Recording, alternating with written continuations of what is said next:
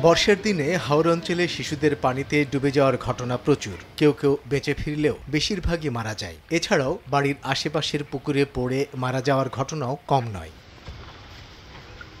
সরকারি হিসাবে নেত্রকোনা জেলায় জানুয়ারি থেকে জুন পর্যন্ত 50 জন পানিতে ডুবে মারা যাওয়ার তথ্য রয়েছে। গত 9 আগস্ট আটপাড়ায় বাড়ির সামনের পুকুরে ডুবে মারা যায় 3 বছরের এক শিশু। 26 আগস্ট কলমাকান্দায় পানিতে ডুবে মারা যায় 1.5 বছরের আরেকটি শিশু। গেল জুলাই আগস্টেই এমন 9 জনের খবর পাওয়া গেছে। তারপরও প্রতিরোধে নেই কোনো সচেতনতা।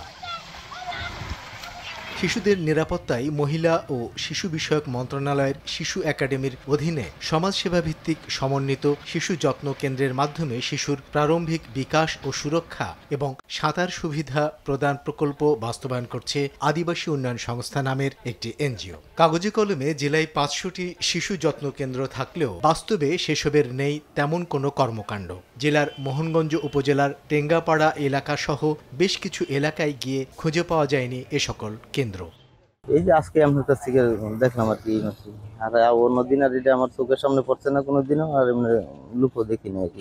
এমনি সকালে দেখি যে এই যে আমরা বাসার মধ্যে 2-3টা বাচ্চা আছে, এইগুলি বাইরে নোটের দিকে, এমনকি এখানে আসে না অন্য কোথাও যায়, এটা তো আমি বলতে পারি না। এখানে তো এরকম কোনো সংস্থা নাই। এখানে আমাদের এখানে থাকলে আমরা এখানে বাধ্যতা 14 গোষ্ঠী পারি, এখানে থাকলে তো অবশ্যই জানতাম। আর যেগুলো নাম কইছেন একটা নামও চিনি না, এটা আমি দেই না, করতে পারতাম না, আমার জানা নাই এই জিনিসটা। প্রচার করতে হবে আর কি, প্রচারের মাধ্যমে এটা ছড়াই দিতে হবে, সবারই জানতে হবে, না জানলে তো এটা হবে না।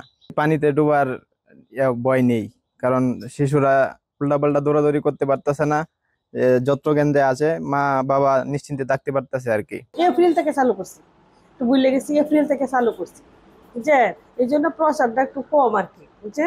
বাচ্চারা আসে, গার্জেনরা আসে, আর সে জায়গা কিন্তু বাইরে লোকেরা এতটা বুঝে না, ঘরের ভিতরে হয়েছে। আর আমার কাছের কাছে যারা, এরা তো জানার কথা। এখানে থাকলে হচ্ছে কি পানিতে ডুবার যে আশঙ্কাটা এটাও থাকে না। ওরা তো কেন্দ্রে থাকে, আমার দায়িত্বে থাকে, যতক্ষণ কেন্দ্রে থাকে ততক্ষণ পর্যন্ত ওরা ফুল সময়টা আমি তাদেরকে দেখাশোনা করি। এই যে 500 শিশু যত্ন কেন্দ্র করলো, যাতে শিশুরা রক্ষা পায়, নদীতে ডুবে পানিতে ডুবে না মারা যায়, এইগুলি অনেকেই জানে না।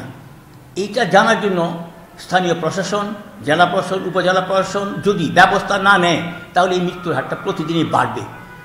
অনেকেই অভিযোগ করেন আমাদের কাছে যে অনেক কেন্দ্রে আমরা জানি না কোথায় আছে, অনেক সব বন্ধ পাওয়া যায়, লোক থাকে না। এইটা একটা বিষয়, কিন্তু এটাকে নেগেটিভলি দেখলে চলবে না, এইটাকে পজিটিভলি দেখতে হবে। তাদেরকে এই কেন্দ্রগুলিকে চালু রাখতে হবে সর্বদা, কারণ যে উদ্দেশ্যে সরকার সেটি করেছেন, সে উদ্দেশ্য যদি ব্যাহত হয়, তাহলে অনর্থক এই 500 শিশু কেন্দ্র যত্ন কেন্দ্র কেন রাখার দরকার, এদেরকে কেন সরকার টাকা দিচ্ছে।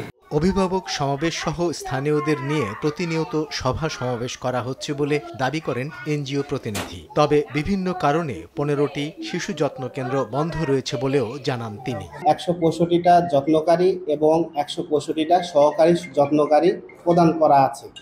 আমাদের প্রজেক্টের মূল উদ্দেশ্য হলো শিশুদের প্রারম্ভিক বিকাশ ঘটানো এবং তাদেরকে সুরক্ষা প্রদান করা।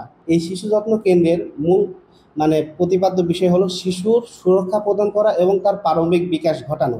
আমরা তো প্রতি মাসে অভিভাবক সভা করি, গ্রাম ব্যবস্থাপনা কমিটি, সেটাও আমরা করে থাকি, এবং ক্লাস্টার মিটিং সব কিছু মিলে আমরা তো অনেকভাবে প্রচার প্রচারণা করছি। তারপরেও কেন জানে না, এটা আপনি বললেন, আপনার সেটা আমি দেখব বিষয়টা। আমাদের 3 উপজেলাতে মোট 500 শিশু যত্ন কেন্দ্র আছে, যেখানে চলতি মাসে সর্বসাকল্যে তথ্য অনুযায়ী আপনার 15টা বন্ধ আছে। এটার কারণ অনেকে বিয়ে হয়ে গেছে, আর অনেকে অন্য চাকরি পেয়ে গেছে, এর চাইতে অনেক ভালো। এই হতো এই কেন্দ্রগুলো বন্ধ। তবে আমাদের চলমান প্রক্রিয়া, 25টা শিশু সার্ভে করতে হয়, জায়গাতে গিয়ে দেখতে হয়, তারপর আমাদের কেন্দ্রটা দিতে হয়। তো ক্রিটিক্যালি পড়ে যায়, এই হয়তো আমাদের একটু সময় লাগতেছে।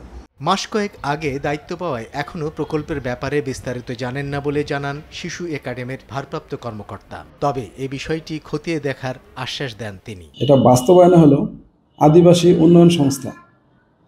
এখন ওরাই সব কিছু পরিদর্শন করে, ওরাই দেখাশোনা করে, শুধু শিশু একাডেমি মনিটরিং করে। আমি এখানে নতুন আসছি, এখনও আমি কেন্দ্রে যাইতে পারি নাই, ঠিক আছে। আমি কেন্দ্রে যাই সব কিছু পরিদর্শন করে তারপরে হয়তো আপনাকে ভালো রিপোর্ট দিতে পারবো, অথবা যেখানে ভুল ত্রুটি আছে আমি সেটা সমাধানযোগ্য করতে পারবো। যেটা কেন্দ্রের বিষয়টা হলো, আমি যেটা ওদের কাছ থেকে গতকালকে শুনতে পারলাম যে কেন্দ্রটা নাকি ওরা বিনা পয়সায় নিয়েছে। এই জন্যে এই জন্য মানে বিনা পয়সা ওরা নিচে একটু মেটেরিয়াল দিয়ে সাজানো গোছানোটা ওরা করছে। আমি এর বেশি এটা কেন্দ্র সম্পর্কে বেশি একটা জানি না, এটুকু আমি জানি। জেলার মোট 500টি শিশু যত্ন কেন্দ্রের মধ্যে দুর্গাপুরে রয়েছে 165টি, মোহনগঞ্জে 164টি ও মদনে 171টি। তবে এর মধ্যে 15টি কেন্দ্র বন্ধ রয়েছে। 50টি সাঁতার শিখন মাচার মধ্যে মোহনগঞ্জে রয়েছে 17টি, দুর্গাপুরে 16টি ও মদনে 17টি। সময় সংবাদ, নেত্রকোনা।